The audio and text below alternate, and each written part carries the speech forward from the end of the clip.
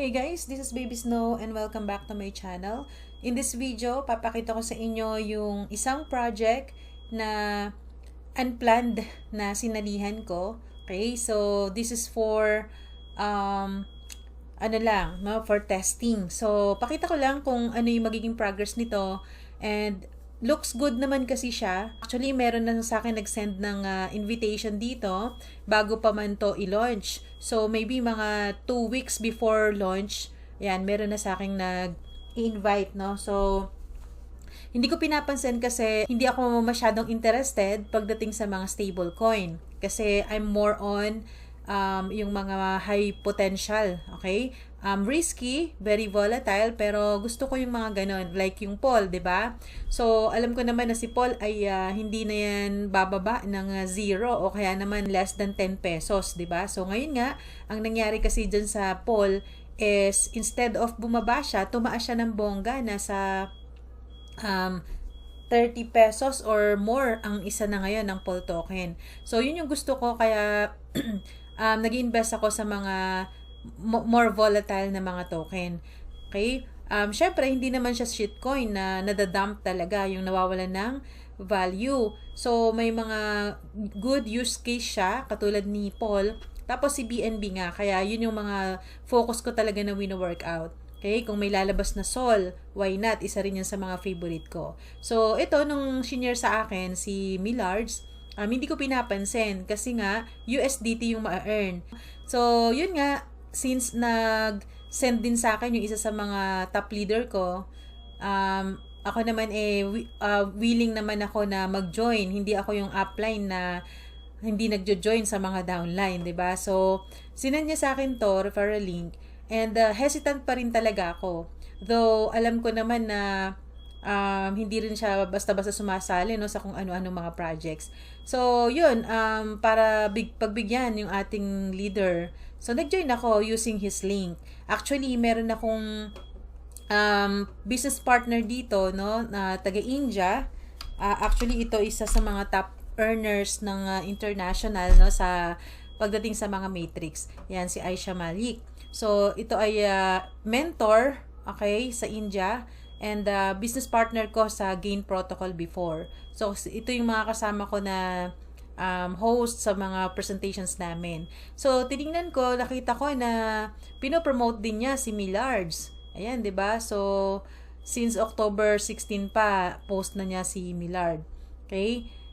Ayan, yun nga lang, hindi ko nga siya pinapansin, no? Nung nakita ko na part siya nito, I know naman na hindi sumasali yung taong ito, no, sa mga basta-basta lang na projects. So, instead of asking her, okay, since yun nga, yung isa sa mga leader ko is binigyan na ako ng link, so sa kanya na ako nag-register. Okay, yun nga lang, just to test. Okay, just to test this project. So, hindi ako nag-share, nag-refer. So, few hours lang after nung ni-launch, ay dumami na siya bigla. So, 2,150 na yung ID ko. Ibig sabihin, ano din siya, trending talaga. So, after I registered, naman guys talaga, pag nag-join ako sa isang project, hindi ko na yan inuunti-unti, 'di ba? So, hindi naman lingid sa atin na pag ganitong mga project, dapat mag-max out ka talaga para ma-maximize mo yung earnings, 'di ba? Yung earning potential. So, in my case, ganoon, nag-upgrade talaga ako sa lahat ng project. Mina-max out ko talaga. So, dito, medyo nag-post lang ako dito, no, sa dalawang slots. Actually, nung sinend sa akin ito ni Chad, hanggang level 4 lang daw. So, hanggang level 4 lang yung in-upgrade ko. And then, nung nakita ko nga na si Aisha, yung leader ng India, no, na pinopost niya to, pinopromote niya, doon ako na excite ng konti, 'di ba? So, in-upgrade ko na hanggang ito yung slot number 6. Okay? Tapos, after that, wala akong nare-receive na earnings. Hindi ko rin to senior, kaya wala naman akong direct referral. So, actually, itong direct na to is ngayon lang to. Okay, bago ko i-record yung video na to, ayan, isa sa mga leaders ko din, sinendan ko. Kasi syempre, nakita ko yung mukhang maganda naman siya. So, ayun nga, zero pa to kahapon, and nakita ko may income ako dito, total income, may pumasok, zero referrals. So sabi ko mukhang maganda to, mukhang makikinabang din yung community kasi not everyone is into inviting, di ba? So, given the fact na nasa 2,000 ID na ako, 2,150, ay ayun, meron pa rin akong mga na-receive na non-working income. And then, pag tinitingnan ko itong total members, okay, actually kaka-launch lang kahapon, 3,362 na. So, it means, ay merong community ito, 'di ba? Tapos, pag tiningnan mo sa YouTube, tapos i-search mo si Millards, maraming mga promoters, ayan, maraming mga uploads. So, dito, makikita mo yung future ng isang project pag maraming nagpo-promote, 'di ba? So, ayan, one day ago, ayan, so, iba-ibang mga lahi yung nagpo-promote. So, may future yung project na to. So, that's why, ito, ginawan ko na rin siya ng video review. Okay? So, ayan, I will start to share this in my channel. And then, it's up to you kung gusto niyo rin siyang itry. Basta, I will upload an updates with regards to this project.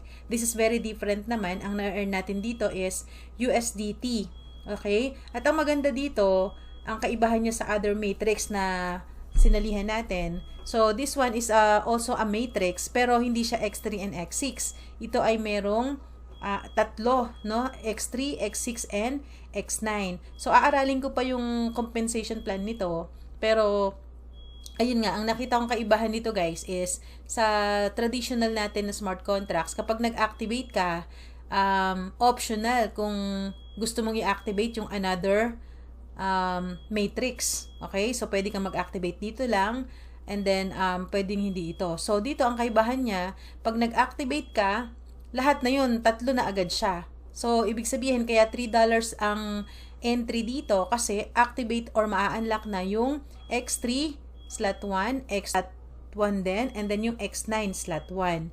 So, kaya $3 yun. So, it means, pag nag-unlock ka ng level 2, $6 yun. 1, 2, and 3.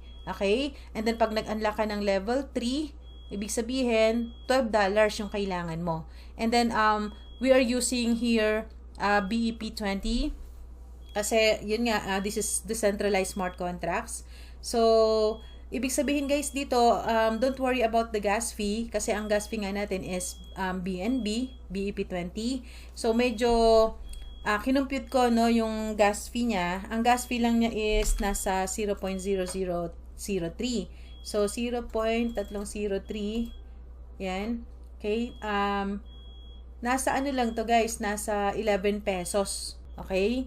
So mura lang siya. Tapos guys dito, hindi ka na kumbaga 8 times ka lang gagastos ng gas fee. Bakit? Sabi ko nga, once na inopen mo kada slot, dito isang ano lang ika-counted mo kasi kumbaga na-open na lahat ng X3 hanggang X9.